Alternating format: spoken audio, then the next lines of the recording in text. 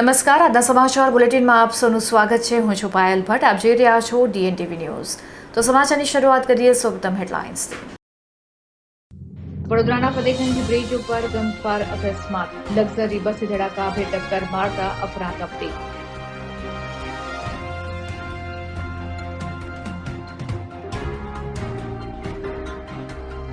Social મીડિયાના ક્રેઝને પગલે વડોદરામાં ચાલુ બસમાં રીલ બનાવતા ડ્રાઈવરનો વિડીયો થયો વાયરલ.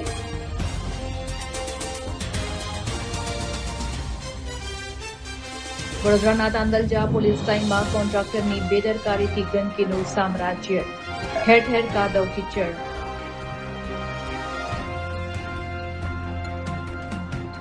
હવે જોઈએ સમાચાર વિગતવાર.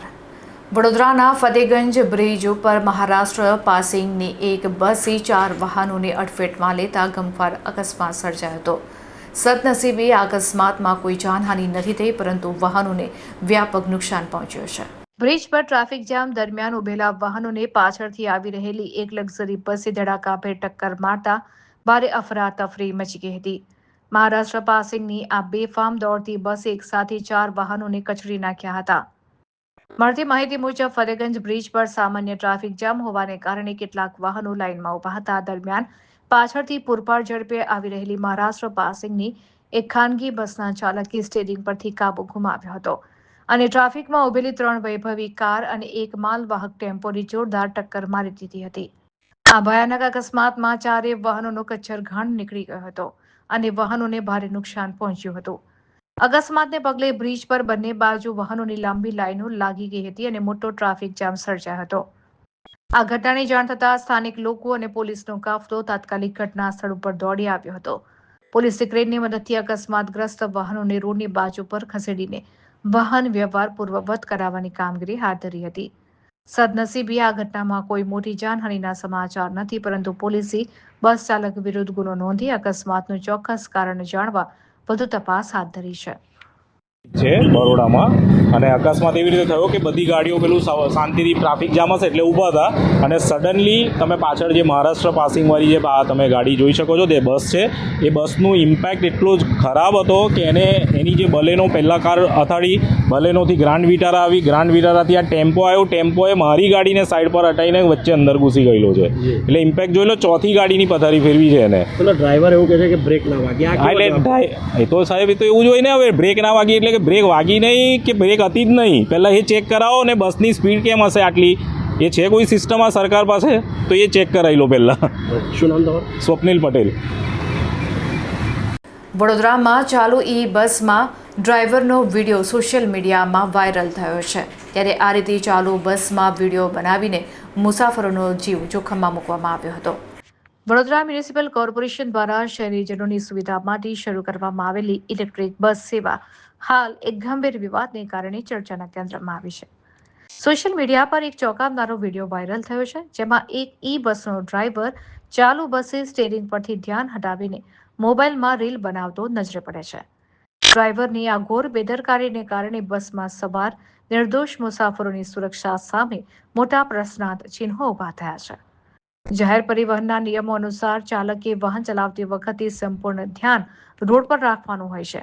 જો કે આ વિડીયોમાં ડ્રાઈવર ટ્રાફિક અને મુસાફરોના જીવની પરવા કર્યા વિના સોશિયલ મીડિયાના ક્રેઝમાં મશગુલ દેખાય છે. વિડીયો વાયરલ થતાં જ નાગરિકોમાં ભારે આક્રોશ જોવા મળી રહ્યો છે અને વડોદરા મહાનગરપાલિકાના તંત્ર સામે પણ સવાલો ઉઠી રહ્યા છે.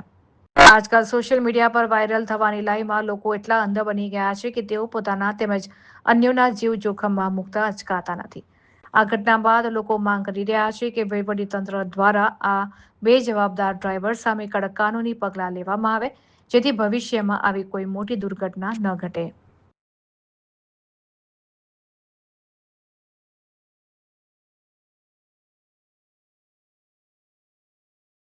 વડોદરા શહેરના તાંદલજા વિસ્તારમાં આવેલ પોલીસ લાઇનમાં કોન્ટ્રાક્ટરની બેદરકારીને કારણે વ્યાપક ગંદકીનું સામ્રાજ્ય જોવા મળી રહ્યું છે, જેને પગલે ત્રાહિમામ પુકારી ઉઠેલા નગરજનોએ હલ્લાબોલ મચાવ્યો હતો. કોન્ટ્રાક્ટરની ઘોર બેદરકારીને પરિણામે ગટર અને વરસાદી પાણીના નિકાલની અહીંયા કોઈ જ વ્યવસ્થા ન હોવાથી સ્થાનિક રહીશો પારાવાર મુશ્કેલીનો સામનો કરી રહ્યા છે. ગટરના ગંદા પાણી ઉભરાઈને રસ્તા ઉપર ફરી વળતા લોકો ત્રાહિમામ પોકારી ઉઠ્યા છે. સ્થાનિકો દ્વારા ગંભીર સમસ્યા અંગે વારંવાર રજૂઆતો કરી હોવા છતાં તંત્ર કે કોન્ટ્રાક્ટર દ્વારા કોઈ જ ઉકેલ ન આપતા આખરે રોષે ભરાયેલા પોલીસ લાઇનના પરિવારોએ એકઠા થઈને જેપી પોલીસ સ્ટેશન ખાતે વિરોધ પ્રદર્શન કરી હલ્લાબોલ મચાવ્યો હતો. પોલીસ લાઇનમાં ખુલ્લી ગટરો અને ઉભરાતા ગંદા પાણીને કારણે ભયંકર દુર્ગંધ મારી રહી છે. સ્થાનિકોને ડર છે કે જો સત્વરે આ ગંદકીના સામ્રાજ્યનો નિકાલ નહીં આવે તો નાના બાળકો સહિતના રહીશોમાં ગંભીર રોગચાળો ફાટી નીકળશે. પોલીસ સ્ટેશનના અધિકારીઓ સમક્ષ રજૂઆત કરતા સ્થાનિકોએ આક્રોશ સાથે સવાલ ઉઠાવ્યો હતો કે જો વસાહતમાં રોગચાળો ફેલાશે તો તેની જવાબદારી કોની રહેશે. સ્થાનિકોની એક જ માંગ છે કે વહેલી તકે આ કામગીરી પૂર્ણ કરી કોન્ટ્રાક્ટરની બેદરકારીનું કાયમી નિવારણ લાવવામાં આવે અને તેમને આ નર્ક સમાન સ્થિતિમાંથી તાત્કાલિક મુક્તિ અપાવવામાં આવે.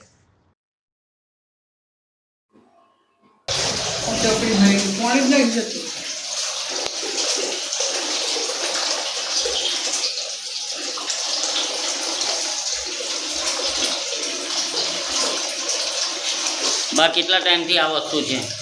તો 2-3 મહિનાથી જો નહીં આવતું, જતું નહીં. ગટરનું પાણી છે? આ ગટરનું પાણી જ નહીં જતું. કેટલી વખત રજૂઆત કરી? 2-3 વખત રજૂઆત કરી, કોઈ સાંભળતું જ નહીં. શું કહેશો તંત્ર વિશે? જે રીતના આ ગટરનું પાણી ઉભરાય છે, કોઈ જાતની કાર્યવાહી નહીં થઈ, તંત્રને શું કહેવા માંગશો? કોઈ આવતું નહીં, શું કરો? કેટલા સમયથી આ ગટરનું પાણી ઉભરાય છે? 2-3 મહિનાથી ઉભરાય છો. જેને લઈને અમે 3 મહિનાથી 3 મહિનાથી રજૂઆત કરીએ પણ કોઈ સાંભળતું નહીં. ઓકે. અહીંયા કેટલા એમ તો 5 વર્ષથી જ સમસ્યા હતી, પણ હમણાં 1-2 મહિના પછી સાફ સફાઈ થઈ, પણ પાછું એવું ને એવું જ થઈ ગયું બધું. ને સફાઈ કામદાર અહીંયા છે જ નથી, લાઇટો પણ નથી. આની રજૂઆત કેટલી વખત કરી? એમ તો લેખિતમાં પણ કરી છે, પછી વિડીયો પણ મોકલ્યા હતા. બધી કોને રજૂઆત કરી છે લેખિતમાં? લેખિતમાં તો બધાએ જ કરી છે. એટલે કયા સાહેબને, કોઈ અધિકારીને રજૂઆત કરી છે? ના, આ જેપી પોલીસ સ્ટેશનમાં. અને આ હવે તમારી માંગણી શું છે?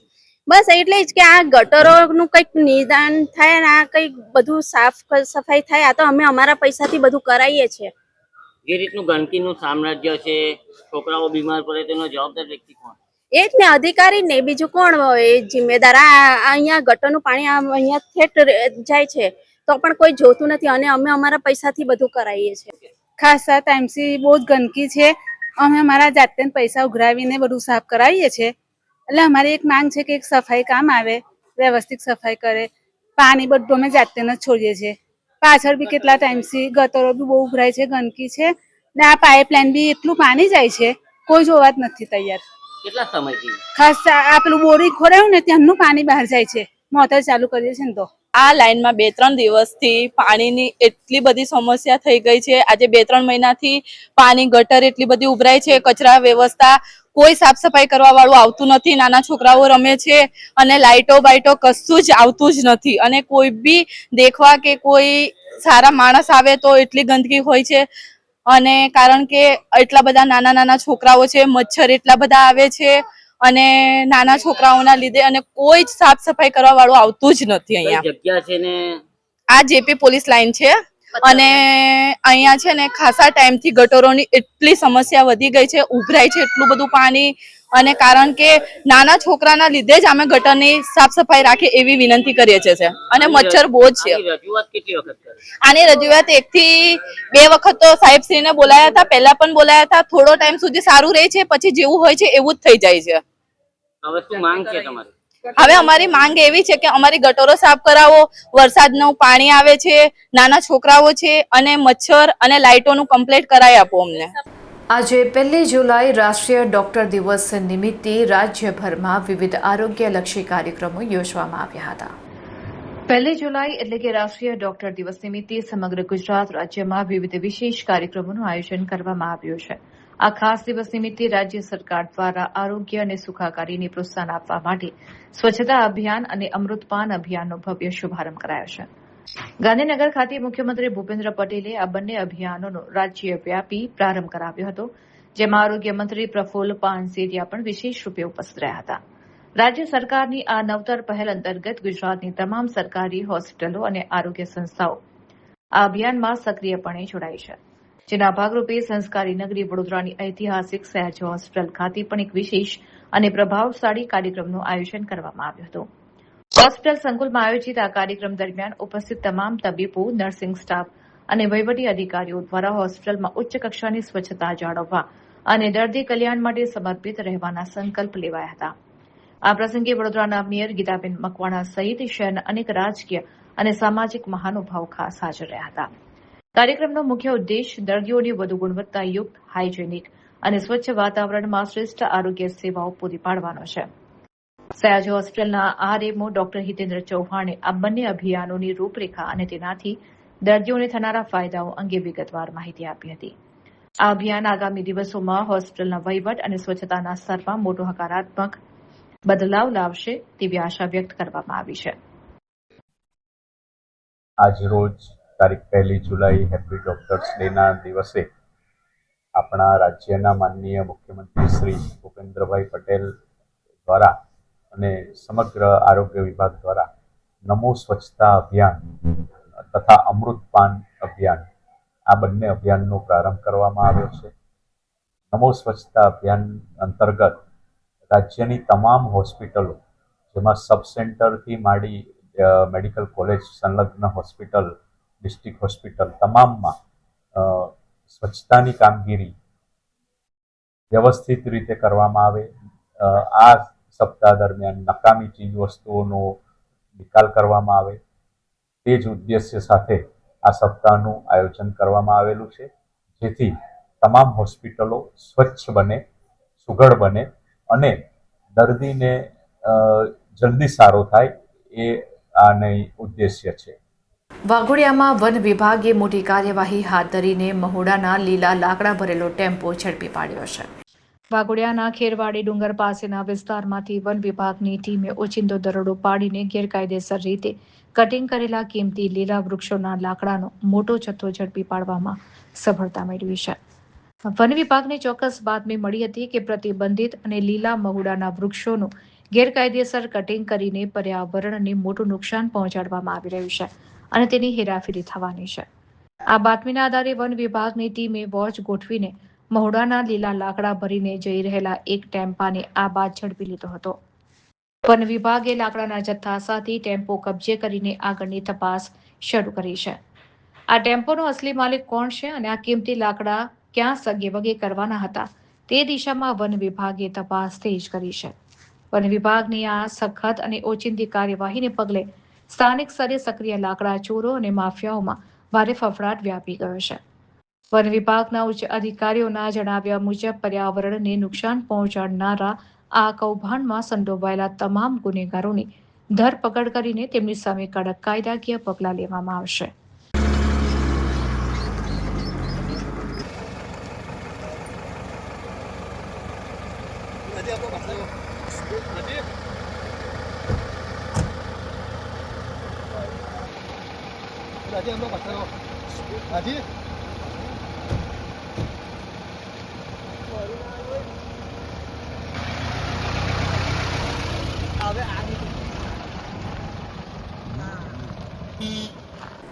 વડોદરામાં દિલ્હીના વેપારી ઉપર ફાયરિંગ થવાના બનાવમાં એક મોટો ખુલાસો સામે આવ્યો છે.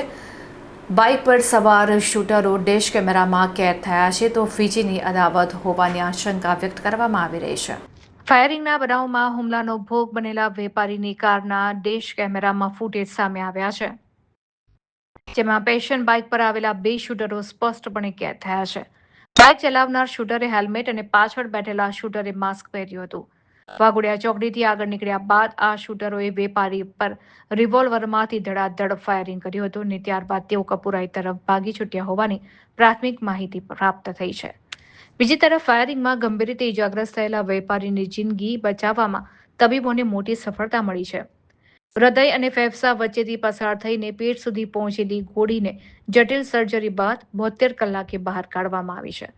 પોલીસે આ કેસ ઉકેલવા માટે અલગ અલગ ટીમો બનાવીને માત્ર 72 કલાકમાં 1200થી વધુ સીસીટીવી ફૂટેજ ફંગોળ્યા છે.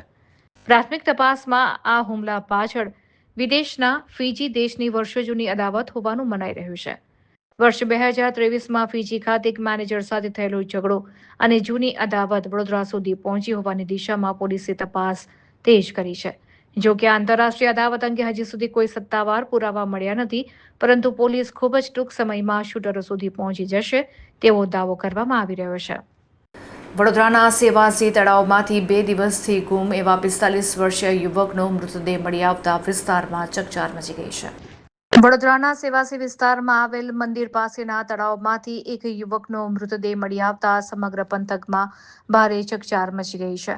આ યુવક છેલ્લા 2 દિવસથી પોતાના ઘરેથી રહસ્યમય સંજોગોમાં ગુમ હતો, જેની શોધખોળ વચ્ચે તેનો મૃતદેહ તળાવના પાણીમાંથી મળી આવ્યો છે. સ્થાનિક લોકોએ તળાવમાં એક મૃતદેહ તરતો જોતા જ આ અંગે તુરંત ફાયર બ્રિગેડ અને પોલીસને જાણ કરી હતી. ઘટનાની ગંભીરતાને જોઈને વડોદરા ફાયર બ્રિગેડની ટીમ તાત્કાલિક ઘટના સ્થળે દોડી આવી હતી. ફાયર ફાઇટરોએ ભારે જહેમત બાદ તળાવના ઊંડા પાણીમાંથી મૃતદેહને બહાર કાઢીને તાલુકા પોલીસને સોંપ્યો હતો. પોલીસ તપાસમાં મરનાર યુવકની ઓળખ થઈ શકી છે. મૃતકનું નામ રમેશ સોલંકી છે, જેઓ સેવાસી ગામના જ આમલીવાડા ફળિયામાં રહેતા હતા. 2 દિવસથી ગુમ રમેશભાઈનો મૃતદેહ મળતા જ પરિવારજનો પર આપ તૂટી પડ્યો હતો. વડોદરા તાલુકા પોલીસે મૃતદેહનો કબજો મેળવીને અકસ્માતે મોતના ગુનાની પ્રાથમિક નોંધ કરી છે. મોતનું સાચું કારણ જાણવા માટે પોલીસે મૃતદેહને પોસ્ટમોર્ટમ અર્થે ગોત્રી હોસ્પિટલ ખાતે ખસેડ્યો છે. યુવકે તળાવમાં કૂદીને આત્મહત્યા કરી છે કે પછી પગ લપસી જવાથી ડૂબી જવાથી મોત થયું છે તે દિશામાં પોલીસે આગળની કાયદેસરની તપાસ હાથ ધરી છે.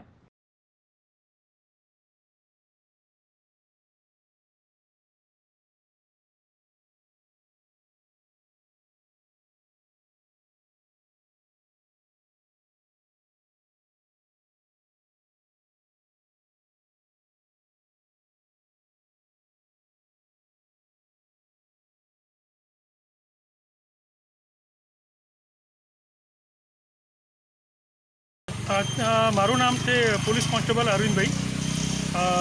આજે 8 વાગ્યાના અરસામાં પોલીસ સ્ટેશન ફોન આવેલો અને એમને જણાવેલું કે ભાઈ સેવાસી ગામ છે, ત્યાં તળાવની બાજુમાં એક ડેડ બોડી પડેલી છે. એવો ફોન આવેલો. પોલીસને અમને જાણ કરતાં અમે તાત્કાલિક સેવાસી જઈ તળાવ પાસે જઈ અને જોયું તો એક ઈસમને પાણીમાં તરતી લાશ જોવામાં આવેલ અને ત્યાં ઘણા બધા ગામના સ્થાનિક લોકો પણ ત્યાં હતા અને આજુબાજુ પૂછા કરતાં તેમના સંબંધી નારાયણભાઈ એમને જણાવેલું છે કે જે આ મરણ જનાર છે એ અમારા સાડુભાઈ છે. અને ત્યારબાદ તાત્કાલિક ફાયર બ્રિગેડ બોલાવી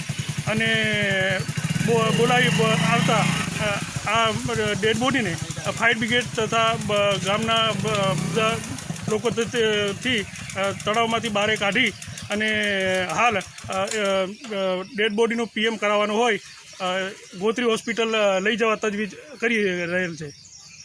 વડોદરામાં સિટી બસ સેવા પૂરી પાડતી વિનાયક ટ્રાન્સપોર્ટનો વધુ 3 મહિના માટે કરાર લંબાવવામાં આવ્યો છે, જેને લઈને મુસાફરોને મોટી રાહત થઈ છે. વડોદરા શહેરના સિટી બસના દૈનિક મુસાફરો માટે ખૂબ જ રાહતના સમાચાર સામે આવ્યા છે. બસ સેવા બંધ થઈ જવાની ચાલી રહેલી વ્યાપક અટકળો વચ્ચે વડોદરા મહાનગરપાલિકા દ્વારા મોટો નિર્ણય લેવામાં આવ્યો છે. તંત્રએ વર્તમાન બસ ઓપરેટર વિનાયક ટ્રાન્સપોર્ટ સર્વિસનો કરાર વધુ 3 મહિના માટે લંબાવી દીધો છે, જેથી શહેરમાં જાહેર પરિવહન સેવા પૂર્વવત ચાલુ રહેશે.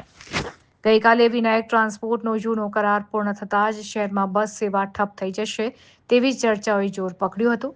જોકે પાલિકાની મધ્યસ્થી બાદ આ કરાર લંબાવવામાં આવતા હવે તમામ રૂટ પર સિટી બસો રાબેતા મુજબ દોડશે. આ નિર્ણયથી રોજિંદા મુસાફરો, નોકરિયાતો અને ખાસ કરીને વિદ્યાર્થીઓને પડનારી મોટી મુશ્કેલી ટળી ગઈ છે. ડેપ્યુટી કમિશનર ઋતુરાજ દેસાઈના જણાવ્યા મુજબ તંત્ર અને કંપની વચ્ચે માત્ર કમ્યુનિકેશન ગેપ સર્જાયો હતો. કેન્દ્ર સરકારની PM E-બસ યોજના હેઠળ વડોદરાને નવી આધુનિક ઇલેક્ટ્રિક બસો મળવાની છે.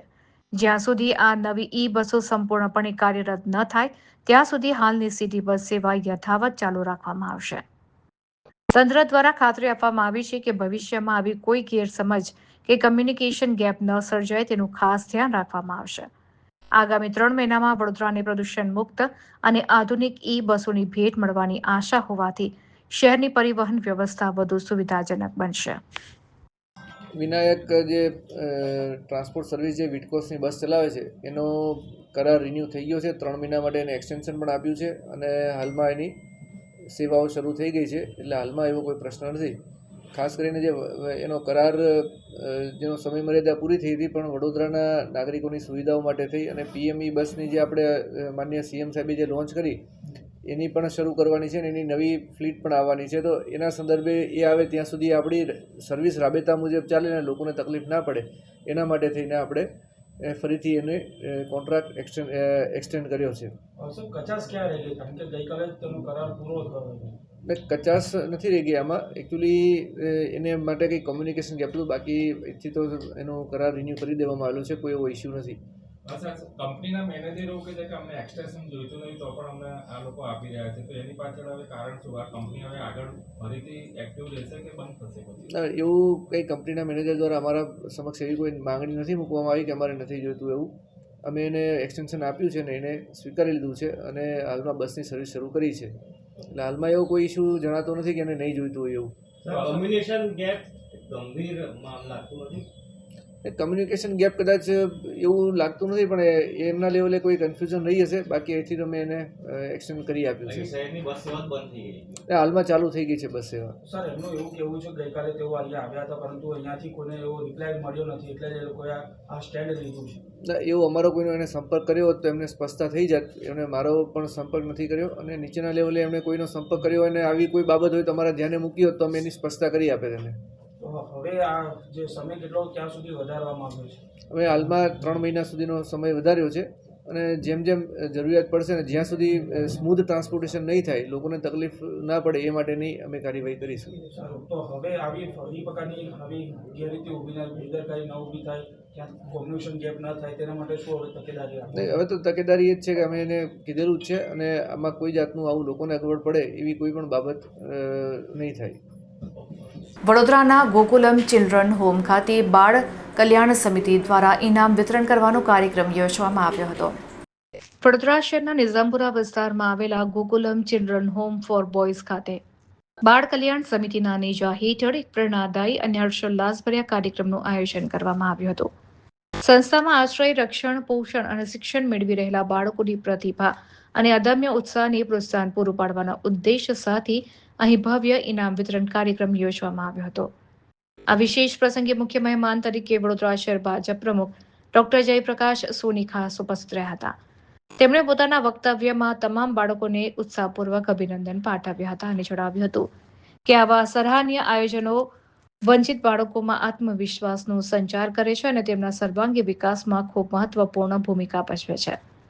કાર્યક્રમમાં બાળ કલ્યાણ સમિતિના ચેરમેન મેહુલભાઈ લાખાણી તેમજ માજી ચેરમેન અને પૂર્વ કાઉન્સિલર શંકરભાઈ ત્રિવેદીએ વિશેષ ઉપસ્થિત રહી સંસ્થાની પ્રવૃત્તિઓને બિરદાવી હતી અને બાળકોને ઉજ્જવળ ભવિષ્ય માટે આશીર્વાદ આપ્યા હતા. મહાનુભાવોના હસ્તે ઇનામો મેળવીને બાળકોના ચહેરા ખુશીથી ખીલી ઉઠ્યા હતા અને સમગ્ર સંસ્થા પરિસરમાં આનંદનો માહોલ છવાઈ ગયો હતો. કાર્યક્રમના સફળ સમાપન બાદ આયોજકો દ્વારા ઉપસ્થિત તમામ અતિથિ વિશેષોનો હૃદયપૂર્વક આભાર વ્યક્ત કરવામાં આવ્યો હતો. ડભોઈમાં હાસાપુરા પુડા કેનાલમાં બાવળોનું સામ્રાજ્ય વ્યાપેલું જોવા મળી રહ્યું છે. ત્યારે પ્રી મોન્સૂનની કામગીરીના અભાવે છેવાડાના ખેડૂતોને પાણી માટે મજબૂર બનવું પડ્યું છે. ખેડૂતોના ખેતર સુધી પાણી પહોંચાડવાના હેતુથી કરોડો રૂપિયાના ખર્ચે નર્મદા કેનાલનું નેટવર્ક ઊભું કરવામાં આવ્યું છે, પરંતુ ડભોઈ તાલુકાની હાસાપુરાથી પુડા તરફ જતી માયનોદ નર્મદા કેનાલ વહીવટી તંત્રની ઘોર ઉદાસીનતાની સાક્ષી પૂરી રહી છે. ચોમાસાની વિધિવત શરૂઆત થઈ ચૂકી હોવા છતાં પ્રી મોન્સૂન કામગીરીના નામે મીંડું જોવા મળી રહ્યું છે અને સમગ્ર કેનાલ કચરો, ઝાડી ઝાકરા અને ગાંડા બાવળોના સામ્રાજ્ય વચ્ચે ગરકાવ થઈ ગઈ છે. કેનાલની આ બિસ્માર હાલતને કારણે પાણીનો પ્રવાહ આગળ વધી શકતો નથી, જેને પગલે છેવાડા વિસ્તારના ખેતરો સુધી પાણી બિલકુલ પહોંચતો નથી. પરિણામે જગતનો તાત ગણાતો ખેડૂત પોતાના હકના પાણી માટે વલખા મારવા મજબૂર બન્યો છે. સ્થાનિક ખેડૂતોનો આક્રોશ છે કે 8 મહિનાનો લાંબો સમય હોવા છતાં તંત્રએ કોઈ સફાઈ કરી નથી. નર્મદા નિગમના અધિકારીઓ દર વર્ષે સફાઈના નામે કરોડોની ગ્રાન્ટ મંજૂર કરાવે છે, પરંતુ વાસ્તવિક સ્થિતિ જોતા આ ગ્રાન્ટ માત્ર કાગળ પર જ વપરાતી હોવાના ગંભીર આક્ષેપો થઈ રહ્યા છે. ખેડૂતોએ આ મામલે વારંવાર લેખિત અને મૌખિક રજૂઆતો કરી હોવા છતાં અધિકારીઓના પેટનું પાણી હાલતું નથી. ત્યારે હાલમાં પીડિત ખેડૂતોએ ઉચ્ચ કક્ષાએથી આ મામલે કડક તપાસ થાય અને તાકીદે કેનાલની સફાઈ શરૂ કરવામાં આવે તેવી ઉગ્ર માંગ કરી છે.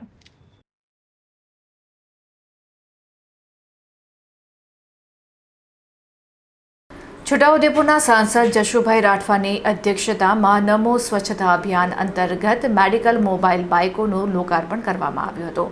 દેશના વડાપ્રધાન નરેન્દ્ર મોદીના સ્વચ્છ ભારતના સ્વપ્નને સાકાર કરવાના હેતુથી ગુજરાત સરકારના આરોગ્ય અને પરિવાર કલ્યાણ વિભાગ તથા જિલ્લા હોસ્પિટલ છોટાઉદેપુર દ્વારા એક ભવ્ય કાર્યક્રમનું આયોજન કરવામાં આવ્યું હતું.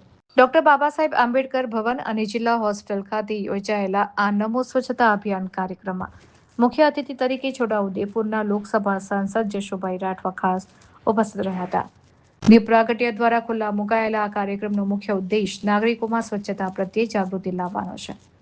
આ પ્રસંગે બાબા સાહેબ આંબેડકર ભવન ખાતે એકત્રિત થયેલા તમામ લોકોએ રાજ્યના મુખ્યમંત્રીના નમો સ્વચ્છતા અભિયાન કાર્યક્રમનું લાઈવ પ્રસારણ નિહાળ્યું હતું. આ કાર્યક્રમના ભાગરૂપે અંતરિયાળ વિસ્તારોમાં તબીબી સેવાઓ ઝડપથી પહોંચાડી શકાય તે માટે સાંસદ જશુભાઈ રાઠવા અન્ય મહાનુભાવોના હસ્તે મેડિકલ મોબાઈલ યુનિટ બાઇકનું લોકાર્પણ કરવામાં આવ્યું હતું. ઉપસ્થિત તમામ અગ્રણીઓએ લીલી ઝંડી બતાવીને આ બાઇકને પ્રસ્થાન કરાવી હતી. કાર્યક્રમ દરમિયાન સાંસદ જશુભાઈ રાઠવા સહિતના મહાનુભાવોએ પ્રાસંગિક ઉદ્બોધન કરી સ્વચ્છતાના મહત્વ ઉપર ભાર મૂક્યો હતો અને મેડિકલ બાઇક્સ ગ્રામ્ય સ્તરે આરોગ્ય સેવાઓ સુધારવામાં મહત્વની ભૂમિકા ભજવશે તેમ જણાવ્યું હતું. આ કાર્યક્રમમાં જિલ્લા પંચાયત આરોગ્ય સમિતિના ચેરમેન, નગરપાલિકા પ્રમુખ, છોટાઉદેપુર શહેર, તાલુકા અને જિલ્લા ભાજપના હોદ્દેદારો તેમજ જિલ્લા આરોગ્ય વિભાગના અધિકારીઓ અને કર્મચારીઓ મોટી સંખ્યામાં ઉપસ્થિત રહ્યા હતા. રોજે રોજ આપણા કાર્યસ્થળે, આપણા ઘરે, આસપાસના આજે સમગ્ર ગુજરાતની અંદર નમો સ્વચ્છતા અભિયાન અને સાથે જ અમૃતપાન અભિયાન યોજાયું છે. ત્યારે એના ભાગરૂપે છોટાઉદેપુરની અંદર પણ આ કાર્યક્રમ કરવામાં આવ્યો અને સાથે જ છોટાઉદેપુર જિલ્લાની અંદર ઊંડાણના વિસ્તારમાં મેડિકલ સારવાર મળે એ હેતુસર હેલ્થ યુનિટ બાઇકનું જે લોકાર્પણ કરવામાં આવ્યું. આ બાઇકોથી ઊંડાણના વિસ્તારમાં જ્યાં ફોર વ્હીલ ન પહોંચી શકે ત્યાં ડૉક્ટરને પહોંચવા માટેની વ્યવસ્થા કરવામાં આવી છે. ત્યારે ગુજરાત સરકારને હું ખૂબ ખૂબ આભાર માનું છું.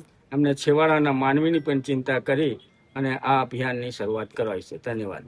સાવરકુંડલામાં ધોધમાર વરસાદને પગલે નાવલી નદીમાં નવા નીર આવતા જ નદી જીવંત બની છે, જેને લઈને ગ્રામજનોમાં ખુશી વ્યાપેલી છે. લાંબા સમયની પ્રતીક્ષા બાદ સાવરકુંડલા શહેર અને તેની આસપાસના ગ્રામ્ય વિસ્તારોમાં મેઘરાજાએ ધમાકેદાર બેટિંગ શરૂ કરી છે. સતત 2 કલાક સુધી પડેલા ધોધમાર વરસાદને કારણે સ્થાનિક જળ સ્ત્રોતો છલકાયા છે, જેમાં ખાસ કરીને શહેરની જીવાદોરી સમાન નાવલી નદીમાં ચોમાસાના પ્રથમ નોંધપાત્ર વરસાદ સાથે જ નવા નીરની વ્યાપક આવક નોંધાઈ છે. નદીમાં પાણીનો પ્રવાહ શરૂ થતાં જ લાંબા સમયથી સૂકી ભટ્ટ બનેલી નાવલી નદી ફરી એકવાર જીવંત બની ઉઠી છે. નદીમાં પૂર જેવી સ્થિતિ સર્જાવાને કારણે લાંબા સમયથી જમા થયેલો કચરો અને ગંદકી પણ વહેતા પાણી સાથે સાફ થઈ ગયા છે, જેના પગલે નદીનું સ્વરૂપ એકદમ સ્વચ્છ અને સુંદર દેખાઈ રહ્યું છે. બપોર સુધી પડેલા અવિરત વરસાદને કારણે સમગ્ર પંથકમાં કાળઝાળ ગરમીથી લોકોને રાહત મળી છે, તો વાતાવરણમાં ઠંડક પણ પ્રસરી ગઈ છે. નાવલી નદીના પટમાં પાણી ખળખળ વહેતું જોઈને સ્થાનિક રહેવાસીઓ અને બાળકોના ચહેરા ખીલી ઉઠ્યા હતા. આસપાસના અન્ય જળ સ્ત્રોતો અને ચેક ડેમોમાં પણ પાણીની સારી આવક થતા ખેડૂતો સહિત સમગ્ર સાવરકુંડલા પંથકમાં ચોમાસાના આ શુભ આગમનને લઈને ભારે હર્ષ અને આનંદની લાગણી જોવા મળી રહી છે.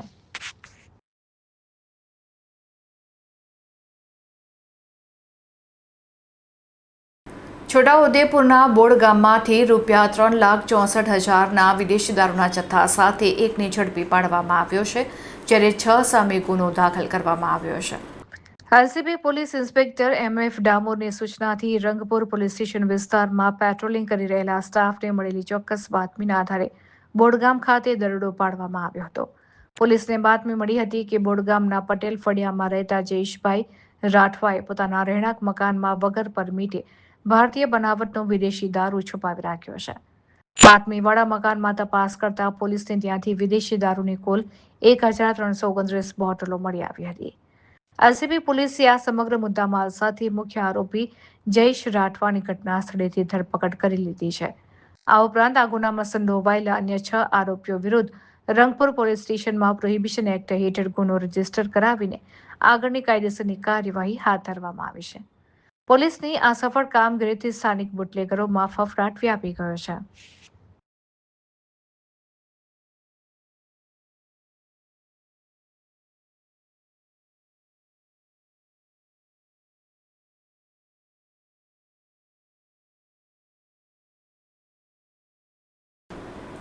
તો આ હતા અત્યાર સુધીના સમાચાર. વધુ સમાચાર સાથે ફરીથી મળીશું. ત્યાં સુધી મને રજા આપશો.